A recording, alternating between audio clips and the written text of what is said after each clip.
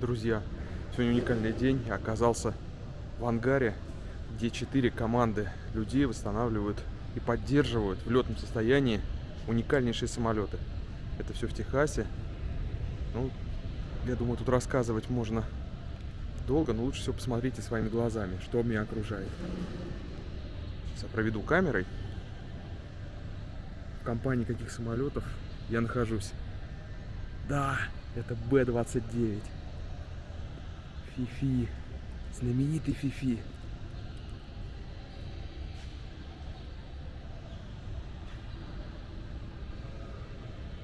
Я даже в нем внутри побывал. Посидел, мне разрешили. Борт-инженер с этого самолета и мой друг Брэд разрешили войти, подняться в кабину пилота, сесть на место командира. Это что-то уникальное, просто уникальное.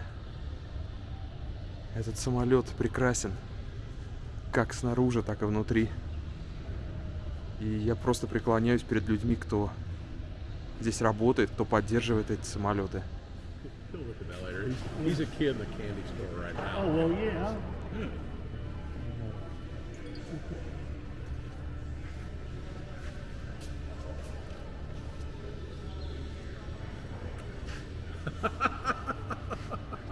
Вау.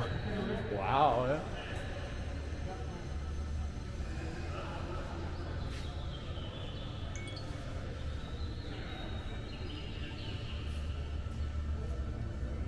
This is Rick Jarvis.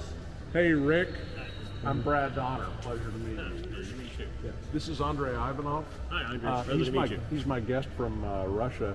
Oh, okay. And he is the head of a group that's got 2 IL-14s. That's their version of the Convair 240 that they've restored and they're flying. Oh, wow. They've also got an AN2 that they use. It's kind of their club airplane. It's really? It's on skis in the winter. It's on wheels the rest of the time. They got Tundra tires for it for when it's wet. They're rebuilding a set of amphibious boats Wow. for it. So they do a lot of stuff. But the B-29 is his favorite airplane in the whole world. We had to get him here now despite COVID because his visa into the United States expires in May. And with what's going on in the world, it will probably not be renewed. Yeah. And my visa to Russia also expires later this summer. Almost certainly not going to get renewed. Yeah. And so we wanted to get him here, and when we saw that FIFI was going to be flying in McKinney, I'm like, have I got a treat for you? There you go. And so here we are. Well, we were very grateful that you would even consider letting him get inside the Oh, airplane. yeah.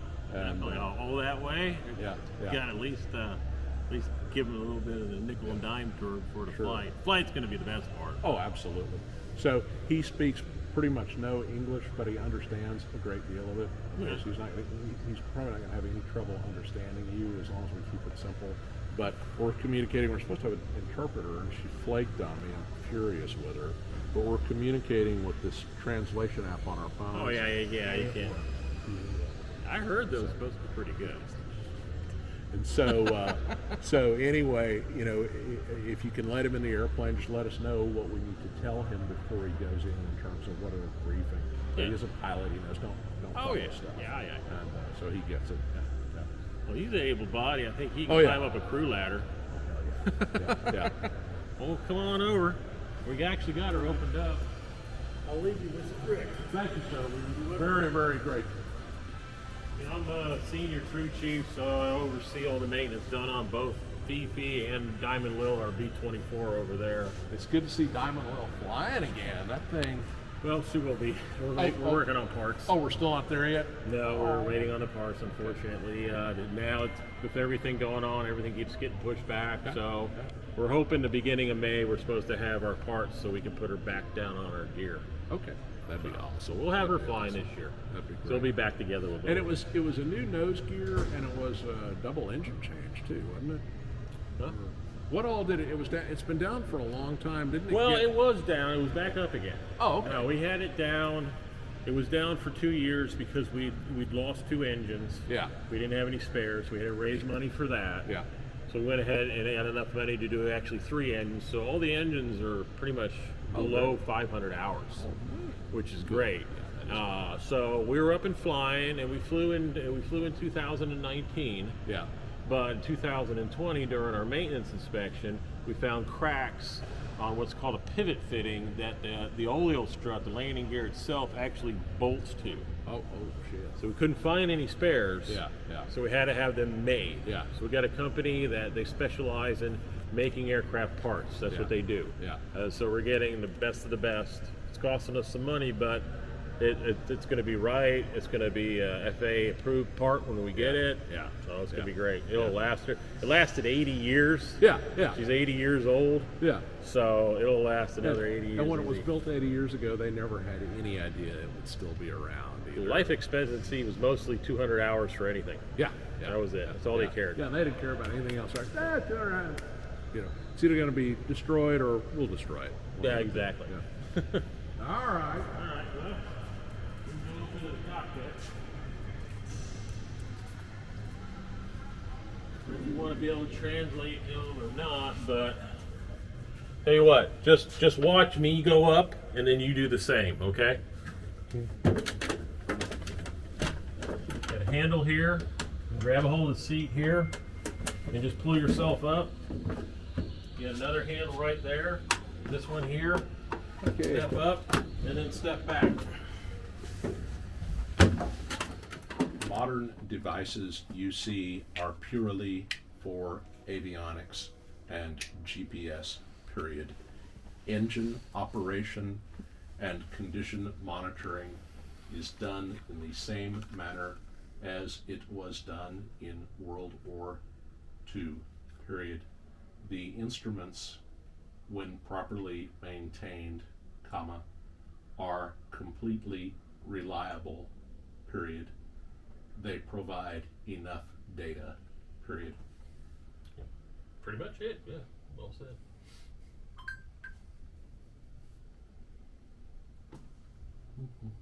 Hold on.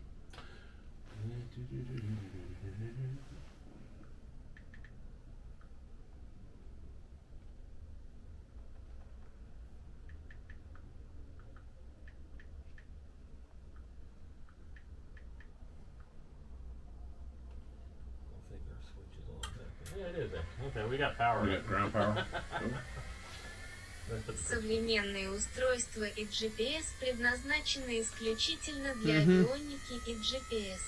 Контроль работы и состояния двигателя осуществляется так же, как и во время Второй мировой войны.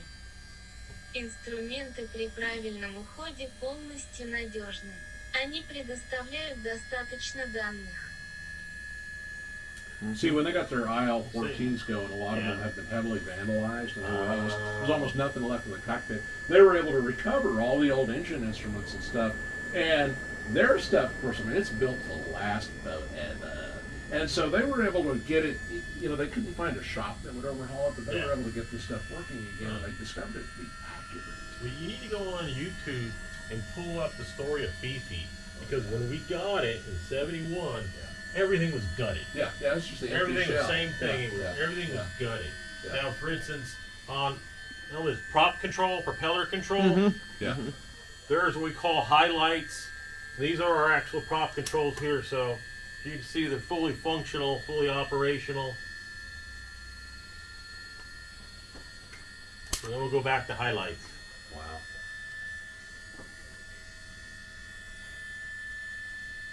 Beautiful. Beautiful. Now, How do guys you don't rate the current pressurize state of- this airplane anymore, do you? No. Too many holes in it. Too many holes. Yeah. And a lot of this stuff up front is plexiglass now. Oh, okay. Yeah, it would handle the differential. People ask that, but we ain't No way, yeah. How do you rate the current state of the engines? Are they operated as of state? Roughly how many hours are on the engine, and are they supportable? We've got from 500 to 1,400 hours on between the four engines. Yeah.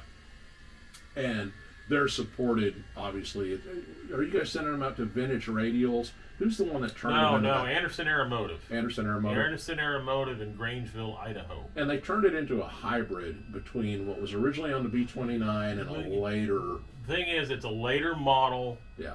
B-29 and 3350. Yeah. These were what you actually found on. These are Dash 95s that you found on the boxcars. Okay. All right. Yeah. So what we did, and this is the only modification hybrid, is we wanted to use our existing engine mounts, but on those we couldn't. Okay. So we had to take the blower and rear case off a 26WD, made it to the 95, and boom, that's it. That's what we got. Okay, cool. And so far, I've got number 4's got almost 1,400 hours on it. It was top overhauled. That's just reliable. about That's a 1,300. reliable engine, though. 3350s, the originals, would last maybe 200 hours, 300 tops. That's it. So we're blowing everybody out of the water. Oil consumption is average right around almost 2 gallons an hour, which is unheard of on a 3350. Yeah, that's dry. Even at that high time. Yeah. Even at that high time, it still blows people away. It's just, wow, really? Yeah. I'm like, because we manage the engines very well. We take very good care of the engines. Oh, yeah. Any major repairs other than a cylinder change, we will send it back to the Anderson. facility to let them handle it, because Okay. they're the professionals on that. Here, let me explain that to them. The engines are maintained to a very high standard of quality, period. There is an engine overhaul company that performs all major work on the engines, period.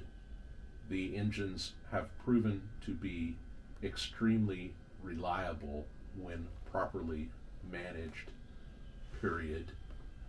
They are able to operate with avgas with no difficulty, period.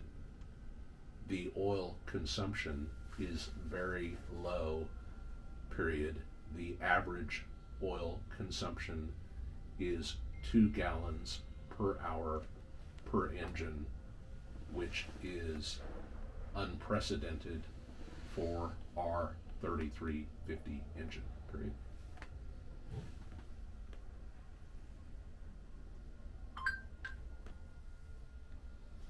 Двигатели обслуживаются по очень высоким стандартам качества. Есть предприятие по ремонту двигателей, которое выполняет все основные работы с двигателями. При правильном обращении двигатели оказались чрезвычайно надежными. Они могут без труда работать с авгаз. Расход масла очень низкий. Средний расход масла составляет 2 галлона в час на двигатель, что беспрецедентно для двигателя R3350. Yeah. Very, very good. See, on their IL-14s, they're operating the Russian copy of the R2800, and they don't have any problem with the fundamentals of the engine. It's a rock solid. Yeah, 2800's been based. 2800 has been called the perfect radial engine. Yeah, and it is. Where they run into problems with their engines is little things like they copy the Convair 240 rather thoroughly, including the freaking augmenter tube exhaust. Right now, they've got one airplane grounded because it failed a tube and literally not only burned through the tube, but burned a hole in the top of the nacelle. And they're like, ooh, that. So they actually wrote a new inspection program for their augmenter tube system. Yeah. And they've got a guy building, that segment from scratch. Wow. And a lot of their metallurgy was different than ours because they wanted all their metals sourced domestically. They were very isolationist back then. They're like, you have to build it from what we can find. So anytime they have to produce one of their parts, they can do it. They absolutely have the machining technology and the budget and everything to make it happen. But the metallurgy is what just drives them crazy, because now they're no longer anywhere near as isolationist, and although they're producing an awful lot of metals domestically, they're producing it to Western specs. And so they're fucked when it comes to exotic metals. Very cool. You need to get a picture of. Picture. Of him? Yeah, you need a picture in the cockpit. Fuck yeah. You gotta get a picture. Photo!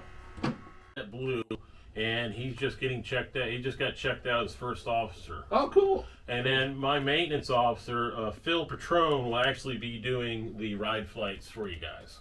Okay. I won't be there. I'll be here launching them and then Yeah. bringing it Yeah. and bringing them back in. So. Okay, great. Now, Matt Yonkin is a very good friend of mine. Oh God, Matt. Oh, Matt. Oh, Yeah, man. Matt. Don't be around Matt when he starts drinking. That's bad.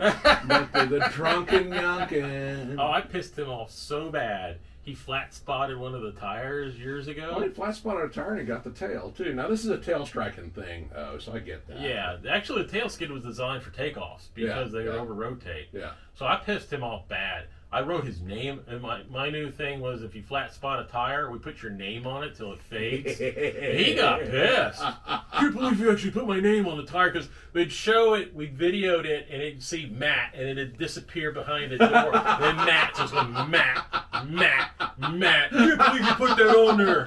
Oh, I pissed him off good, man. It was hilarious. Good. That's the way it should be. All right, well, we'll get out of your hair now. This is the way we're going down. Yeah, so we need to actually step back. But he knew these big radials. Yeah. Yeah, and he So- knew those props. So they got it to Harlingen. It was a one-time permit, and they finally got Barry Goldwater to help them make it to where we can continuously operate it. Yeah. So they're in the old club one night. They're trying to figure out, okay, we got a B-29. What do we call it? And they're all like, wait a minute, what's Vic's wife's nickname? And her nickname was FIFI. Oh, okay. And that's how they got FIFI on there. Named after the wife's nickname. Correct. And the gentleman's name, Bill Godwin, he is the one. He used to be a flight engineer on here. He's the one that actually painted the original FIFI on it. Wow. They didn't tell him, they surprised him. So. That's beautiful. Very neat. Very neat. When was the last time it was painted? 2 years ago. Okay, yeah, I was going to say, I know it was fairly recent. Yeah, base coat, clear coat, man. That's the way to go. Yeah, it is. So it should be good for another 20 years. Oh, easily. The last time it got painted was up in Boeing in Seattle, and that was almost 30 years ago. Yeah, yeah. So. Fantastic. Well, that is just beautiful. Thank you so much. Yeah. Sure. You're welcome. We'll try to stay out of You're your going to have a hair good time, man. Walk around. Thank you. Let the eyes come back into his head a little Take bit. all the pictures you guys want, man. Okay. And Okay. you'll have you're going to have a great time tomorrow flying. You're going to Yeah, love it. yeah. It's going to be awesome. Thank you again. Thank you. Oh, you're welcome. Yeah, You're welcome. yeah. No problem at all. No. We can look at the airplanes all you want, period. You will have a very enjoyable flight tomorrow, period.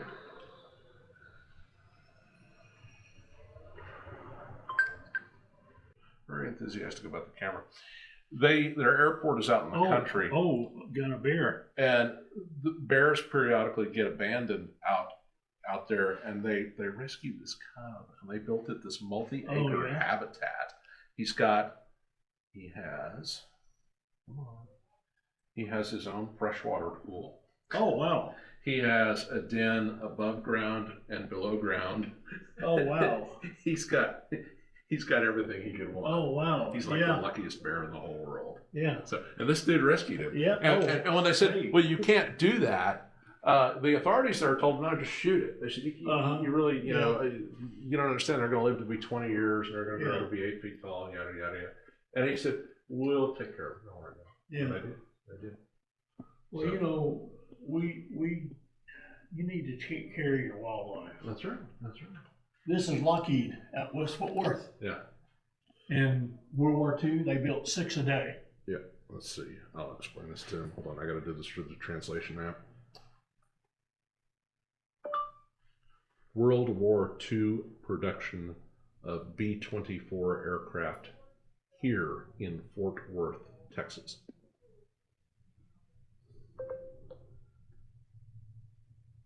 Производство самолетов Б-24 во время Второй мировой войны здесь, в Форт-Уэрте, штат Техас. Yeah. 6 a day. Yeah. Every day. Every day. 18,000 built, only 2 fly. Yeah. This is where they're building F-35 now. 18,000 of those aircraft were built, period. Only 2 are flying now, period. This is the same factory that produced B-36, comma, B-58, comma, F-16, comma, and now F-35, period.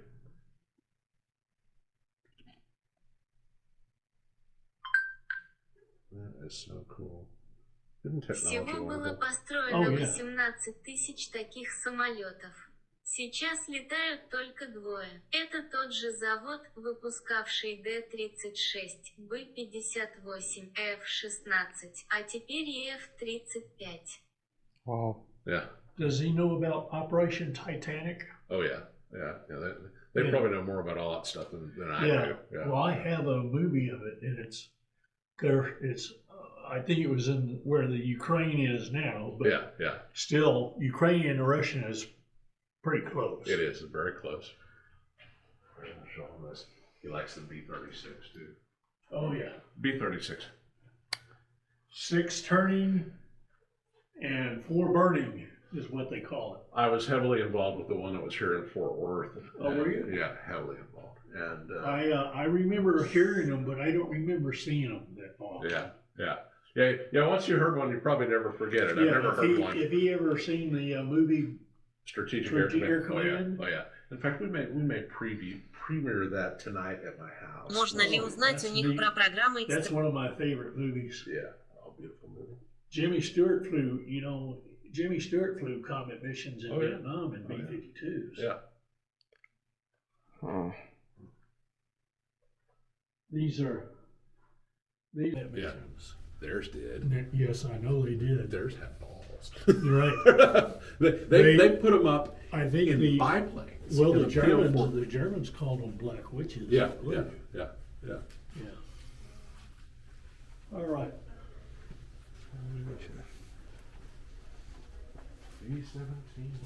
B-17s. Yes. Lots of B-17s. So you know how to use INS and GPS systems, right? Oh yeah, both of us do. Okay. Well, used celestial navigation in World War II. Yeah. Mhm. Yeah. I used to work on some of that stuff. The system of celestial navigation and early radio beacon navigation from the Great Patriotic War period.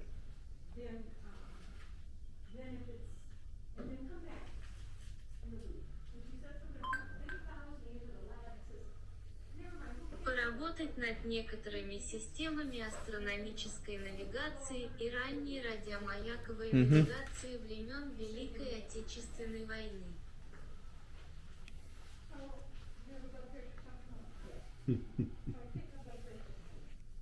Very cool. Yeah, in fact, he's actually a real prominent pilot in Russia. See this here? So that's an Aero Volga amphibian. They build those in Russia. And last year, he and a group of other pilots launched in 3 of those airplanes. Well, actually 2 of those airplanes and then a smaller version that he had to fly, because he's a little guy. And they circumnavigated the globe at the Arctic Circle. Yeah, in these amphibious airplanes to prove that, hey, these airplanes can do this. And so they did that. And also did it to kind of memorialize, during the Cold War, the Russians kind of dominated the Arctic space because they said, okay, well, that's where the missiles are going to go. And the Americans are going to overfly or go under with a submarine or whatever, but we're going to actually physically be here. So they dumped a lot of money and a lot of dead people into kind of learning how to live in those regions. And so they did that to memorialize that as well. So it was kind of cool.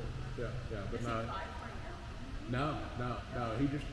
He works, like I say, as the director for AOPA, and that's it. I didn't know AOPA is actually a global organization, and what's sad about it is they're all, they're only loosely affiliated. Like I tried to get our AOPA in Maryland and Frederick to kind of cover some of the stuff he was doing. They weren't able to know. I got something further prominent on the phone. We just simply don't support someone. You don't have to support their foreign policy. I'm not asking you to do a terrorist if that's all right with you. That's getting to the actual anger is kind of complicated, and you got to go through a couple of security gates. So let's plan on meeting in Harrison 4 p.m. And what you'll do is you will, if you're coming south on I-35W, I assume that's just what it is, you'll exit on all the stairs,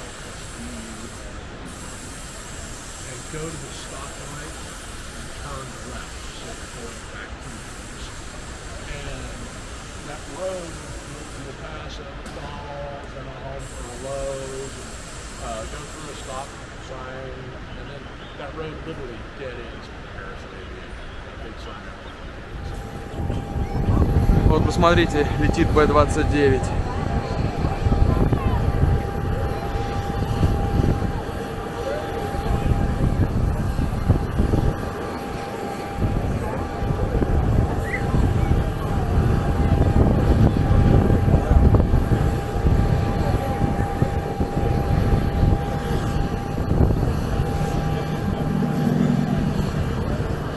Как он красиво смотрится в небе.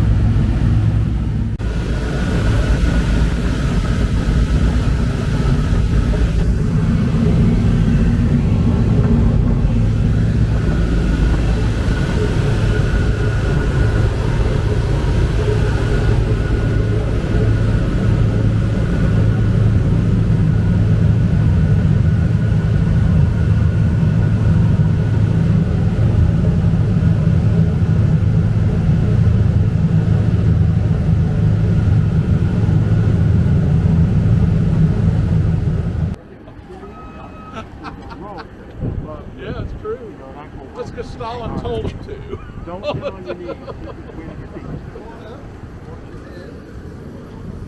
Right? Up you go, sir. Yes, you put your foot through first, then kind of follow it through. There you go. There's an art to this. There you go, bud. You got it. Hello.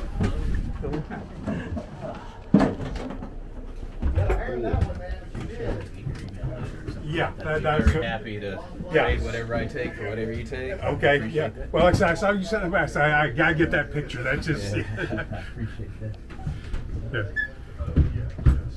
So the tail gunner position was not pressurized? It was actually. Oh, it was. This area where we are right now. Yeah. But back there. Oh, there's another bulkhead.